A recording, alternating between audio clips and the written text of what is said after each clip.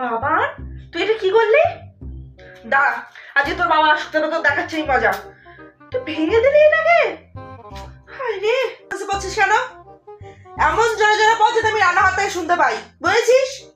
একবার যদি শুনতে না পেয়েছি তারপর তোর অবস্থা কি করে দেখ। পড়াশোনা নেই, সারাক্ষণ খালি খেলা আর খেলা। তুই জানিস তোর বাবা কত কষ্ট করে তোদের এই পড়াশোনার জন্য? আর তোর কোনো মায়া দয়া নেই বাবার উপর? কি নোংরা করেছে জামাটার। তোর মতো না কেউ কোনো স্কুলের ছেলেমেয়েরা না নোংরা করে না জামা, তুই যা করিস নোংরা। বাবা, তোর না কালকে রেজাল্ট বেরোনোর কথা ছিল? পরীক্ষায় যদি পাশ করতে না পেরেছিস তোর বাবাকে বলে চায়ের দোকান থেকে কাজে লাগিয়ে দিতে। পরীক্ষায় যদি ফেল করিস তুই, তারপর তোর কি অবস্থা করি তুই দেখবি। পড়াশোনার নাম নেই, কিছু নেই, খালি টোটো কোম্পানির মতো ঘুরে ঘুরে বেড়াবে। বাবার খেতে আয়, খাবার রাখছি। কি হয়েছে, খাবি না মানে? ভালো হয়নি?